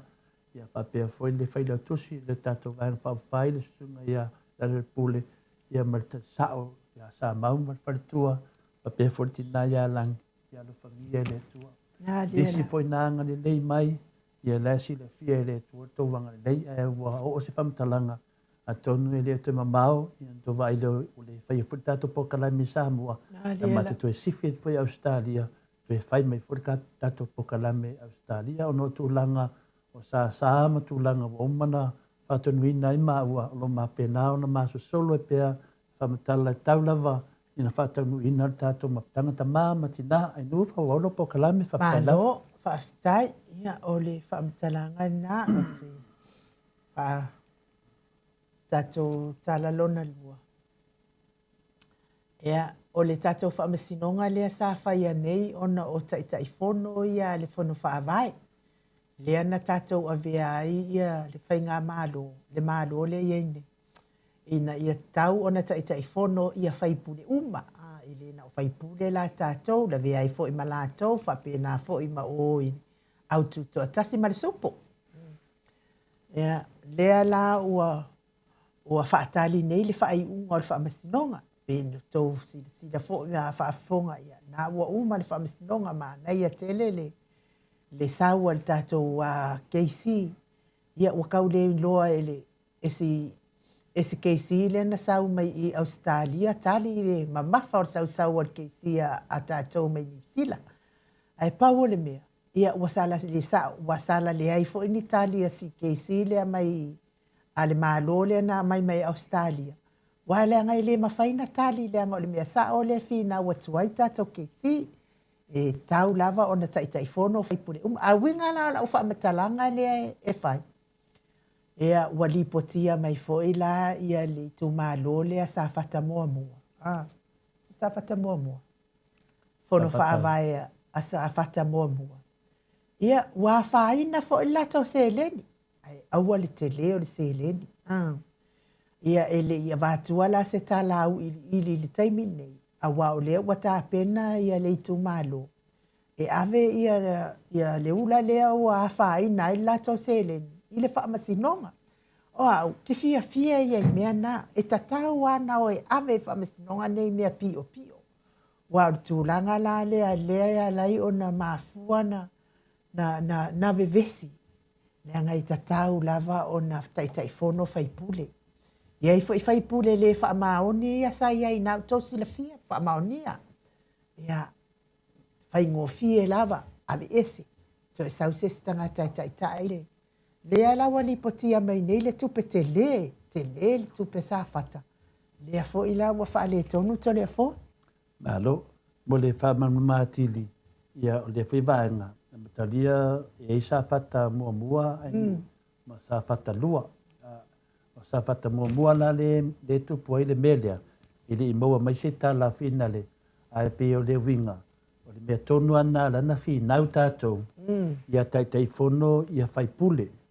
Ia pe polifea le vaenga fai e tu mai fai pule. Pa o le mea tai fono. O na fai pule. La tau te loa ina le tupele sau tonu fonga wha vai. Ia o le mea le wa tupu nei. Ia wa lafuni meu. Wa so nanu numi le lalo lang. Ma ua ngao. Wa sila atu le tato malo. Wa so nanu numi le lalo lang. E na tu atu e le whātua tuanga. Whātua tuanga lai mei atu pe wal mene nelen taun tāsoi fuanga inu. Pe neta tatala noa taun tāsoi fuanga. O le whanga se tupe. E ei le whai pule le ai o i sala whai. Le ana whamaunia ia lona solina tu la fono. Wa ave tupe fon whawai. E ai whai malisi whai pule wai adua whai pule mai sala whai o lo te loa inu. Ia o le mea lava naitas. E whai tupe e se me walu ave le tupe. A le foi e maua i tala to le foa u whale tonu foi ia le tupe al fon whaavai e whale a lupo. Le foi e maua mai tala to le foa. E tantonu ainu. E hawhia umarto tele. Peo nai tu malo ia. O lea watu pon whanave. O ila lea shoki e le be. Ma shoki e whala au fina lea. Le mea la lea to le foa e sao le lau sau noanga na. Lea o le a manuia i al tangata to atasi. Ai a whawhawhia le mamalo sa moa le fia ai. Whiwa i solo le awara kele. Ia maua tangata nei ainu. Wa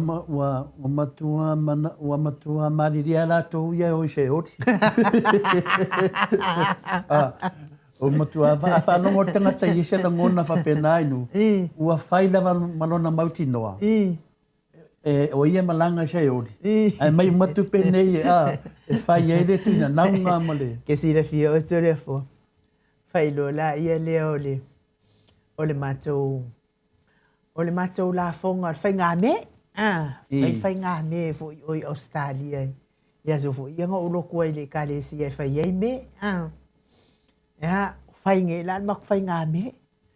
Ia wan o mai roa la i le ipua le sfoi toi ina i le ngano ia hau ia toi ina. Ko inga na ko kete i o lang whanga i Australia.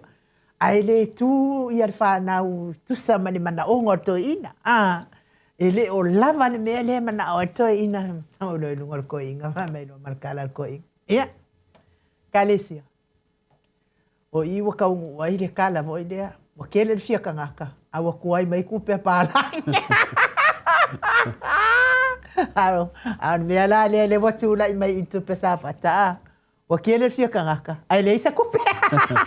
La le ta che chofama yo pe mal manga. Ya osafata mo le ta no ai. Safata mo. Le sa mai nu le amata mai oi sanap. Ya sa lo le amata tu fo ia safata dua. Le la ia ile fainga palota le fa matu. O le vinga na famtalanga i le tala le wa mai. Ia wa ia me wa tupu i le tu malo le. Ia wa fa le tonu fo ia su e tona to sele. Ia fa le tonu fo. Ia ma le tu malo le fa le alupo. O mea la ia inu. O mea ia tauna ave famsinonga. Aizea a mai tu pele tunu.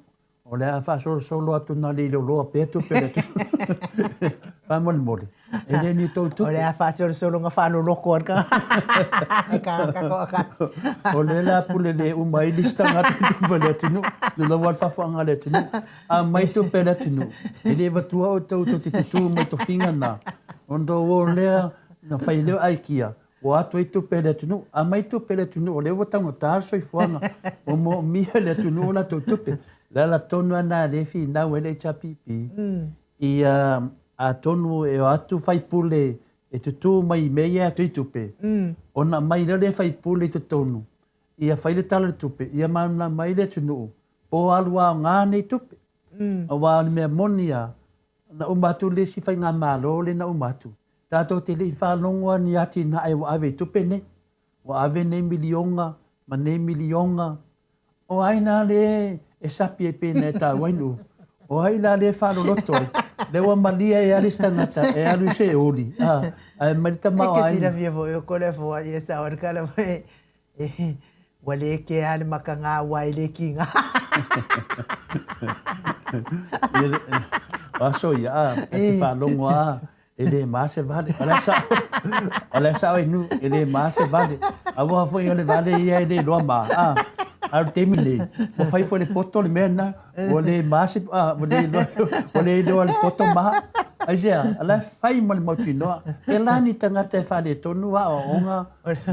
O le mele ma wato le fo Wo ele le kapua ile akua wo. Nei. Ole mela ye, ole fatali mai le famsinonga mai famsinu sidi. O mai o vai famsinonga. Pai mai. E las ko inga ngalu o New Zealand. Asi siang fanga. La kula yes ko inga. Wa ese foi kapo inga lang fanga. Wo lai kapo inga fa Pentecost o ile. Ya, wa popole ngela ya la fingo si ko inga. Ya, isong kama na ngolong kama ya o le si foi pau kuko anga re karesia me kisi. Ya, fai mai lola ia tama ya kako wo mo mori o ila e karesia la. Ya, fai mai lola sto ina. O popole kako wo pe le karesia le nga wo yai o to. So wan fo sa mo yo ko fo ila karesia. E se la le sko inga nga ko le fo. Ya o lo. Ya mataulia fo ila o le karesia metisi e fo ila na ia tali tatalo e moni ya lua kulole le kali o le koi inga whanongolongo ale ai se fo ipanga o whawhiwhianga fo ia sia e karesia la tau telefoi e vivi ia fo ila tau mtapua ile ali kwa le o koi inga ya mo ini ma whanongolongo koi inga praise the Lord hallelujah. Praise the King of Kings. Ya halu ale ode. Ya wafaka ikai foi mar ko nga wa foi fai foi stat. Wa umala kusade wa mo wa kulevi inga. Dela falo ngolongo i musika.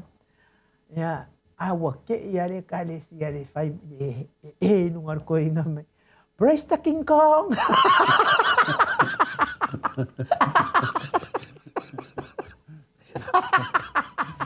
No, vinga la. Olha lá se a mulher tá mais ai mai lo la ya le kala fe fi telefo. Wo ma fa fi lo ai mai lo ya. Ma lo sias. Ma ya fai mai lo ma fe ya fa ma lu lu ati o tama. Le ai lo King Kong. e lo King Kong e ka pua ia i ke karesia. Telefon, manuia ta tala. La ngalo le la ngalo to ina le sa tauna fa pel to ina. Ono fa longo e linga ngana ese. Kongo vinga e fodinga mai. Se le nga la sawai ya manuia le ta to fa tala. Mo mia se pese ya mai la se vi inga na le tua la mariena mana le mori se tua na fai fa le ya ila to yeta pua ya King Kong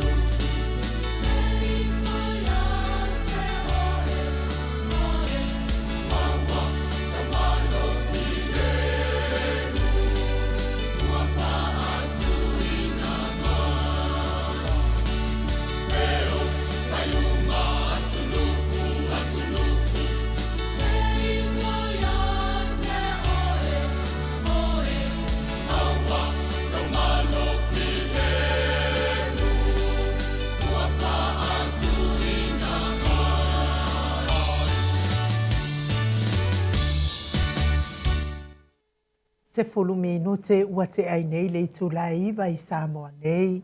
Le vi ingo le atua sa tapena ina i le au talavou e whakasa mai fasito tai e o mai u malava atunu. E ifo, ma to tutuli, ma tapuai i le atua o atua. Pe o nei ei le tato musika o umatu nei. Ia le atua whaftai nganga o pe. Senga tole foa. Manuia le tātou tō whātala. Whaftai no mo le whanua. Tasi le vāenga tāua fo i le tātou whāsoa. Ne whai tai au mātango fie. Ia o le tātou whāsoa solo atu lea i tātou tūlanga whai pēn whamtalaina ia ngā whawhina lea ai ngā tupo Samoa. Ia lea mo tātou o mai i le tuitonga. O mai ia tātou mōri la popo awhina e. Tu ia tua, tu ia anga, ia papea foli tuitu i ngā te tele ma. Ma vai tamaswari. Ia lea wo tātou o mai i le tuitonga. Ia me so ta ia i tātou ia ai ngā tupo tonga, ma ai ngā tupo Samoa. Amata mai whapea ni usunga lea. Nusuia popo ai le feo i le tui atua i le tuitonga le valu. Na whae le ngafa tama o tongia le lei. Tama lea na whapea na maliu ai le iusu ngafa. Ia ma le tama tau taua lea o tuia vi. Ma tau lia lau tuia vi. sang mai o le tu malo le atua. Le tasin dei tamari. A mata mailo na ngafa i le tuitonga. Le whaapea i tātou. O le amea lana tā ua ne sua whaketele. Ma fuona tā ua o na usunga ia. Usunga tuitonga. Tui a vi. Toi usuia tau whaitoa. E le tuitonga, tangata lava le tuitonga le balun whaele le ngafa. O tuitonga pui pui fatu. Tasi le sua whae masani an tatou whaalongo. O tau tuitonga pui pui fatu. Na whanaua tuitonga manaia na usu ia na whanua. Ia ila le mawai le tuitonga lea, tuitonga manaia. O ia lea na usu ia na whanua. Le tuitonga lea manaia na usunga lea. O tuitonga whaisau tele na usu ia painu lasi. Tato fo ia tu ia vi. Na usu tu ia vi ia sia po sui sui la fino pei sanga fili. Na wha ele ngafa o le tama tui whasisina. O tui whasisina o le wha abaelea o le ngafa o lilo maiava. Le tele tato whalungo lava o tau lava swafa lea tui whasisina. E la ia si aunga wha abaelea na a whio mai i Amerika, sau nei, whaunu ua nei, ono mea nei o mo meo tua inga. Ia whaasanga ia te ia. Ia na uma whaina whaile whamisnonga. Ia na kilia le nei tamali le tamaita ia tui whaasisina pia na silafia. Ia lau silafia ia langa swafa lea tui whaasisina. Ia po pekinga foi na lau silafia i tātou. Ia lea na manu malor tamaita lea i le lato le tua inga sa whaia ia te ia. Ia na manu malor ai ia le tamaita lea tui whaasisina. Lea lau sau le ngafa lea. Pambai na usu tu ia vi. Lusunga la tu ia vi. Ia lea fingo pei sanga fili. Na whae e rol ngafa. O tui whaasisina o le wha abae lea o le ngafa o lilo maiawa. O na toi usu lea tu ia vi. Ia le tele tala leia lea whawhine o mta afa i ulu roa i whale ata. Na whae e lea ngafa o tama tau waa le toa. Ma le teine unisia le toa. Tamala lea malon tu fine lea sau ai le tele foi o tupo le tunu te tono Samoa e la si pa anga ta tupo kalame ya tawa le toa masio na fale tua e lo fa perna fio e sati toa e swafa le tawa le toa lon tu fine la unisia le toa unisia le toa na usuia ele mali toa sao muli whanua, na whae era ngafa, o tongia, i fopo, ma le teine, o alo nei. Nei swafa te tele lava, i oi la inga tai, nei swafa lea tongia, nei swafa lea i fopo, ia ma le teine la lea o alo nei. O le tuia anga, po le tupu lea o aana. Whamai nau suia alo nei e wā vasa o ngātai vai sa vai. Na whaele ngafa o le teine o mana le lei po o tala le malie. Mai lai ngafa ia a mata mai atu ia vii. Pasolo mai le mata afa le sai ruroa. Pasolo mai maria toa sa le sai oi o le whanua. Lela i e tama o i fopo. E whapena fo i matongia. Ma te mai taine o alo nei. Ela wa usu mai nei le tupu ya ba vasa ya lo nei ngata vai na fa ele ngafa o le teine mana le lei po tala le mali le teine la le na usu e lo fa muina mau lo le fonti le tupu o fonti fai fa no suia mana le lei po tala le mali tu ya ana tu ya tua fa muina le tupu fia fae le ngafa fonti la lea o le matua o le li o ainga ba o le tupu fai fa foi leo Samoa so o mai masala masina o i la ngafa ne le wo so ta iai le ai ngā tupu, tui tonga ia mtātou Samoa. Ia, te o se teimi whamatala te whore tui fiti, e pipi i mai fwoi ona ngawha i te tonu lai ngā tupu o Samoa. Le ala e mawai me lea o ainga o nofo, ainga o pāpā, o ainga o te whaiwha. Tātou anga i mai ia nā whanua le na tāua, o tātou lofritala ia nā whanua. Nā whanua le whapea o le atua whawhine lea sai ai. Tina, ia o tātou lo umana whanua. I le tala whaasamoa tātou, tātou te whaalongo ai peolo tau ave mai. Ia tele o tala ia nā whanua, ia te lo na whanua lea na whaile taua whinale o pāpā. Whaile taua whinale a tātou i upolu, ia umale le taua, ia no nofo leo tupai, whaile taua o ia atua, ia nofo leo tupai, ia whinale o ia atua, ia whai mako wanga whingale, whai manofo sār tu ia atua.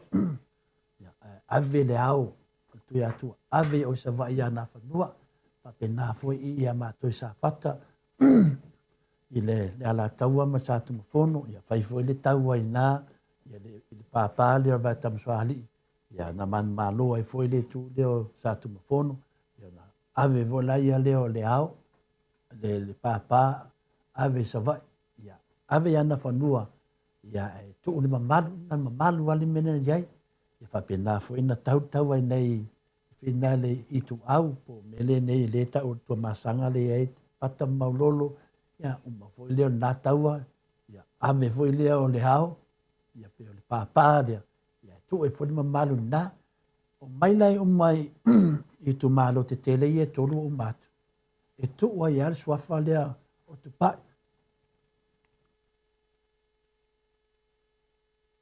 o tu pai la lea e fai ma pena le manufua sa ia le tu ia tua ia fa pena foi la mena tupu o isa fata no foi tu pa ina ia o malo nei le tu masanga ia no foi tu pa ina ia le pine fa maule na le venga io o mene ia vatu lona ia le o ia anga ia ila mena tupu ua polwa i maina fanua ia tu pai a batu le ao tu anga po le pāpā lea e batu o ai awani nofo ai awani e nofo nei ia anga o le muenga ia ena le tonu na mele nofo ai ia tupai na o atua mo to masanga ia male ala taua po safata ai le mafaina nofo i le tu malo lea a matou ia anga o le facilitele lava la finale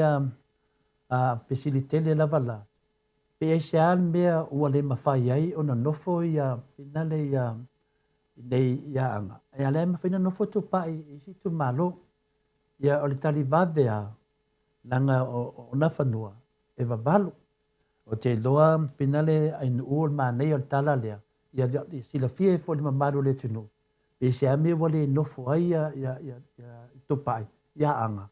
Ai na le aolo wa ave ia pole pāpāle wa ave ia alei tonu i tu malo lea o le mafua anga na mafua ai o na valo ia na whanua au nei nofo i tu pai nanga lai loa e na whanua o le a toi fo'i mai i leo mwenga pua anga ia pāpā ia o na le tamaitai o valasi la e tupu mai ia na whanua peila le tūlanga na in ul manei o tala lea e loa na whanua o na whanua o le atua valo le na tātou. E loa na madole fwe na whanua le na valo ia le tala whina le tali langi sia o lo malo. O lea na le wasau nei le whamatalanga lea. Ia aua te nofo o te sau. Ia langa iei mela e mafo whau lumatua e ona tupu le lumatu. Ia lea la iei le matai lea mātou i le muenga. O le i umai, mālo i umai. Mai mālo umai na whanua le tolu lea. Whālo i ta toe i umai mālo na i le mwenga, i le melo i ai le tuia anga ta mane langi. Ia mane teine lea o le bālasi. Tato woia na whanua inu. Nausu ia na whanua le tuitonga mānaia. Tuitonga na lea na tato tanoa e sauma ia whina le ngawha le lunga ia tuia vi. Na whaere o ngawha. o le teine o lātou vai. O suia lātou vai e mi masa pua i whai ai i sa vai na whaere ngā whao. Whale tapa au o le teine foi ma tangi ngalu o le spui teine.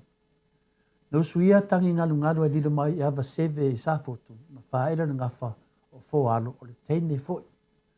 O suia fōalo e lolonga o longa api vao i sa mata na whaere ngā whao o masina o le teine foi.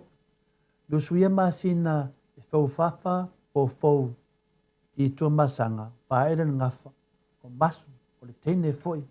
Maliniu, teine foi. Na o teine ai ere pasa wele ngā whao lea mai a na whanua. No suia le niu le luafi e whonga sa vai na whaere ngā whao mo ui o le teine foi.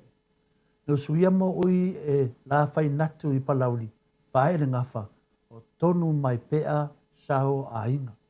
I lefta mo o tama lea. A te wha solo la mai le ngawha na whanua. Wha solo mai ai te mai tai. Na o mai loa, baua lolo tonu mai pea lea. Tonu mai pea lea, tonu mai pea sao a inga. Se ima whamatala ni mafuanga na baua tonu mai pea. Na usu leo tonu mai pea sao a inga ia le ato a ngaunga tuitonga. La tongaunga la tuitonga, tua foi la to tolu whanau o tama leo sangalala. Sangalala la lea, pai mai se o tama lea ya se man.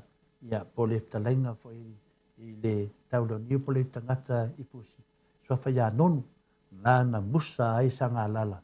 Ela iei le mele te whanongo tu i whina le i mele i whale ula. Nai malai na sa musa i le tama leo sangalala. Sangalala la lea to toruna na whanau lea. E la teine leo le atongaunga tutonga le wo o tatu ngafa. Ia a o lisi teine o whaavai tamu swari. Ma le tamu o lalo vi mama. Ia te tonu se yo o te lalo vi mama. Ia ma vai tamu swari. E tatu o le atongaunga tuitonga. Lea na usu me iei le tonu mai pea lea sao a inga. O na maua leo le tamu ma tau taua lea o tau ili. Ma tupai le vai li lingi. Ia ma te maitai o soa e ma le langi po le vaalasi teine po le whaavae leo le ainga sa le vaalasi. Mana tua lai tātou, leo o tātou loa le tupai lea, tupai le vali lingi. Tupai lea lai o mai temi nei, la lava a fio po la lava susu i lufi lufi. Ia ngaia le nufua saa o le tui atua, e whapena foi tupai le i sa fata. Pio nua sua tia lai ai le tupai lea. La fai nofo i nā ea ngaia fo i le, nā fo i a tapa au le la taua i a pole vai tamaswari.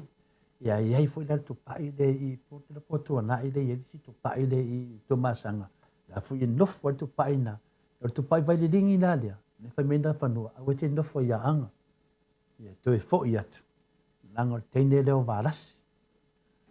Tato wola teine leo vālasi. Tu fine leo tupai po matauni ili.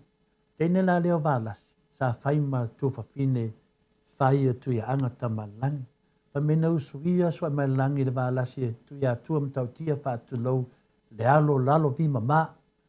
Ma tau dia la pe folinga o loto e feusu ta ia le inga tupu. Ia pe le matango fia de fa kesian.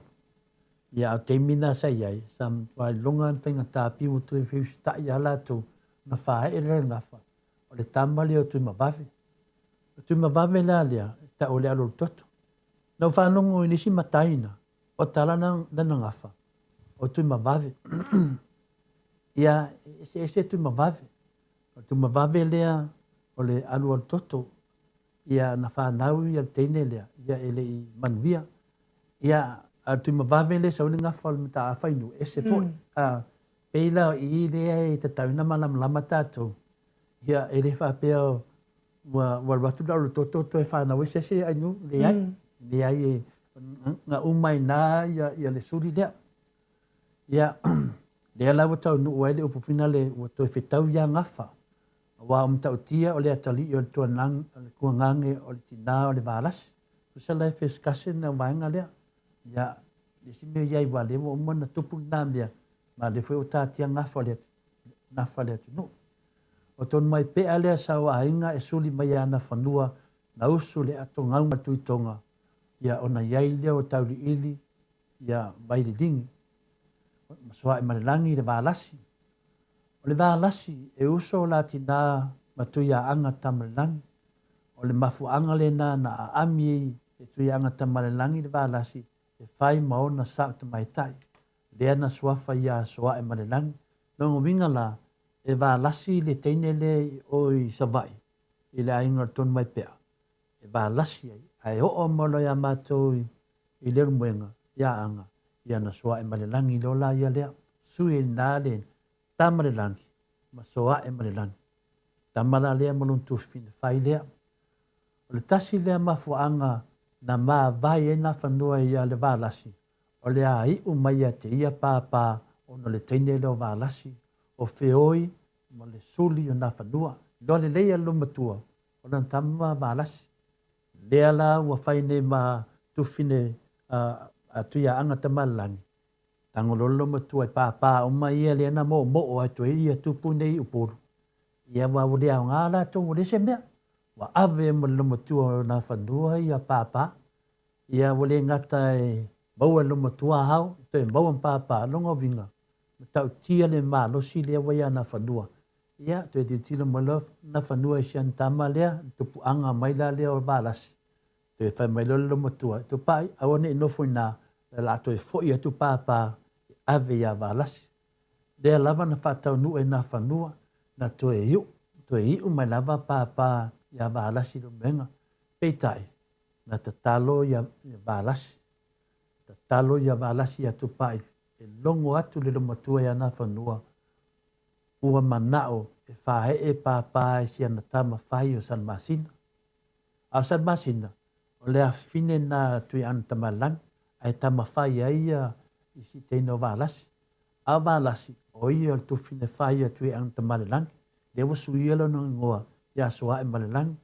O le mafua anga le na tupu ta whai whai San Masina. Ile tuia anga, tuia atua, ngau teitele, ma le vai tamos soali.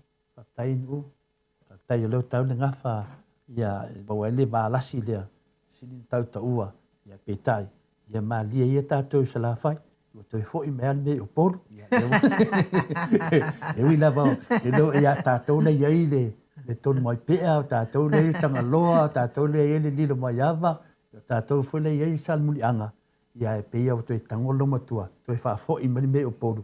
I lea lawa ia mātou i leo mwenga ma anga, ia pāpā ia. I lea fo toi tufa mai lalo, lea toi fo i mai loa. Se teimi, e toi fo i mai fo i leo mwenga. Nanga e wawalo na whanua whaftai anua. Malo, tai la wafionga le tapa au whaasina to le afoa. Ia, mo le tātou tō whatala. Mana tua fo ia so ia sa mo. E la, sa vali a le stoe ina, le whale o le stoe ina. E tatala ai le whaasoa i au afa tatala nei. Ia au ase ato e maua nei vai tau.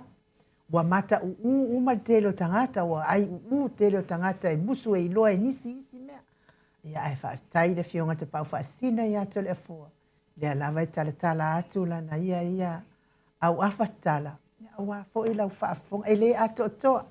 Ia ai. E ato atoa. Pe awha i te iloa wha ato atoa. Ia ai. Ia i fo i se. Tato pokalame na mo nei tai hao. Wha i se upu ua le tau tamali. I sa moa i lau whaafonga anga. Ia lafo ia i le. Nuu le ai nā e ngalo ai mea uma. Ia ai a ua iai se au ngā nei pokalame mo oe mao. Ia whaile nā mavi inga o le atua i aso uma o tato wola. Ia tato toi wheiloa i fo i lewa i aso. I aso leo le aso lua sifonu ma le valu. Ia le aso nā le a whatau nuwina ai le wha masinonga. Ia ua mōlia se ai fua mā ua. Ma mano nofo ai nei. Ia ai lea le a tato ai ku ava masiva ai ngasia na mōlia mā ua. I le aso lua sifonu ma le valu. Pia ina ianga leile atua. Ia talo mai pea mō mā ua. Ia o mai ai sa mō nei.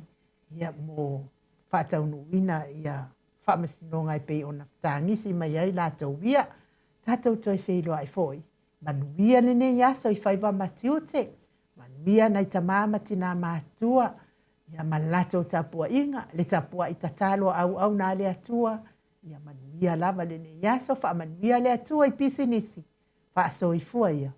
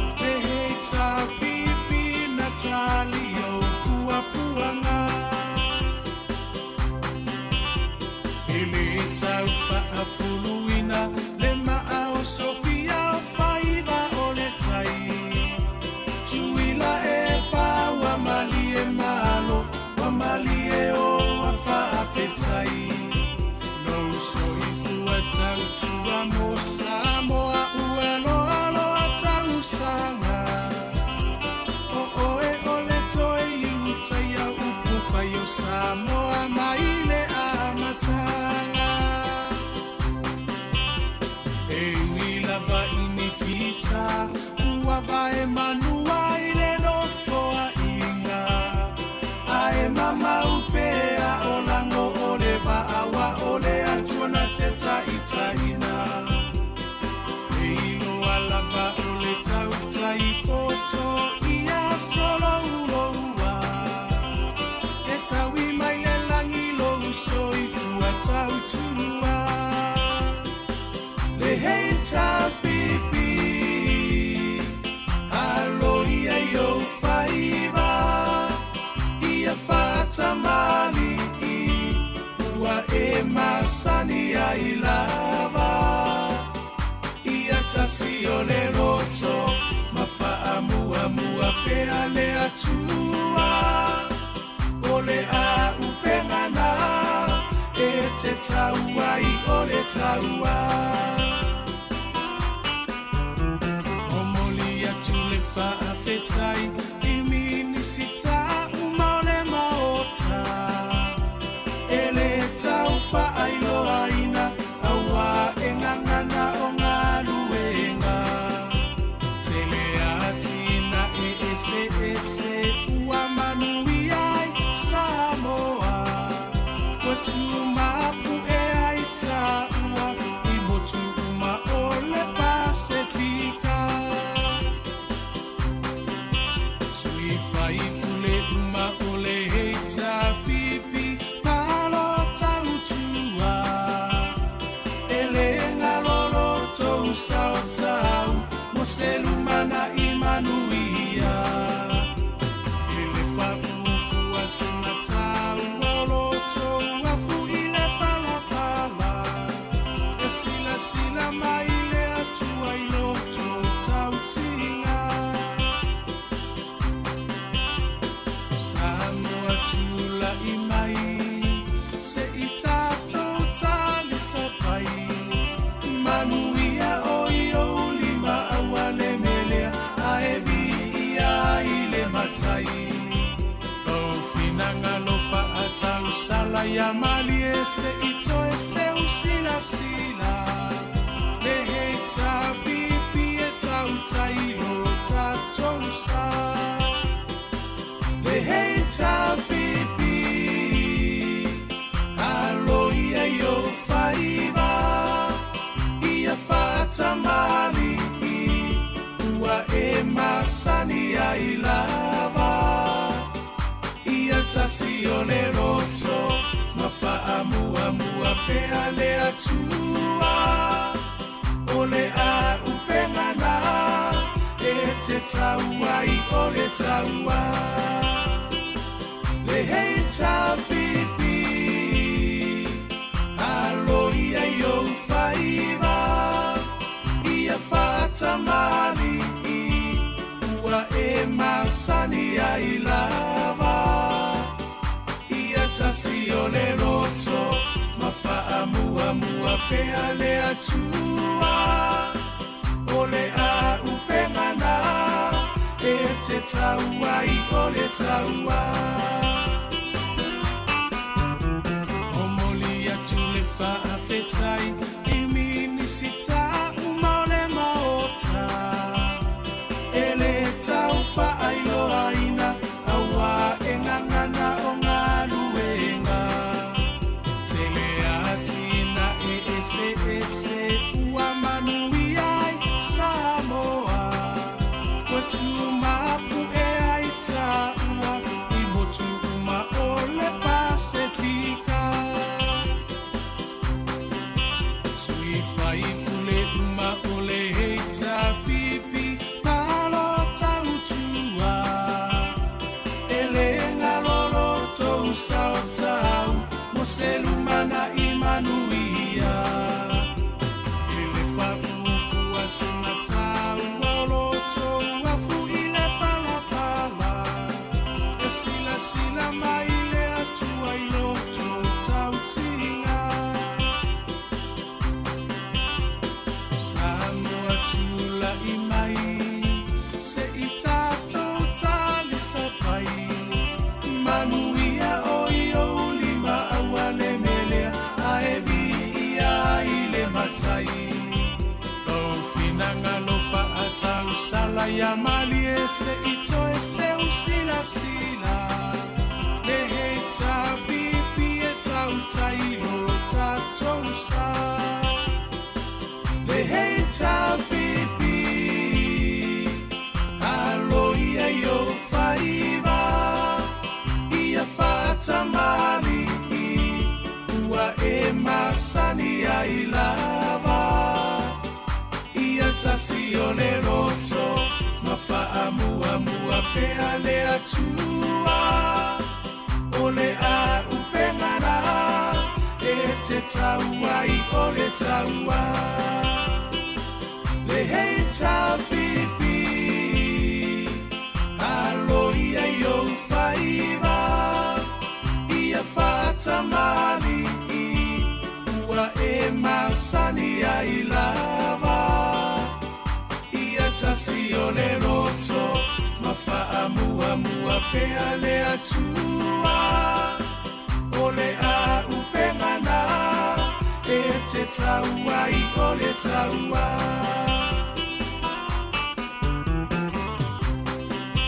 sui fai pule uma o le heita pipi malo tautua ele ngalolo tou sao tau Selumana imanuia ele papufu asenatau oloto afu ile palapala esila maile atua iloto tautinga sango atula imai se itato tali sapai manuia oio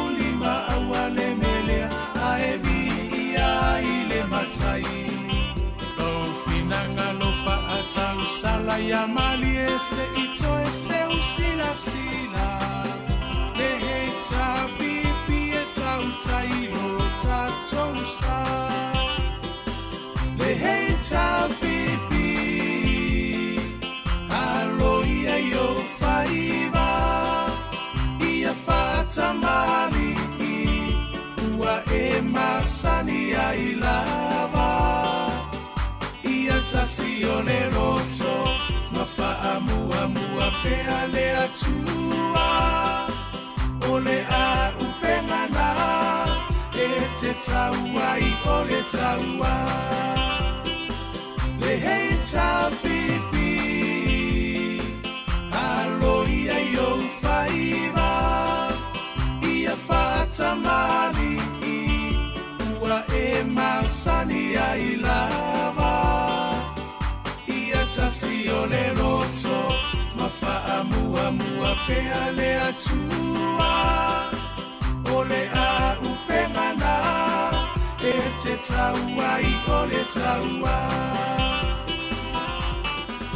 le hei tapipi alo ia yo faiva ia fatamali ua e masani ai lava ia tasi o le roto Mafa'amua pea le atua o le a upengana e te taua I o le taua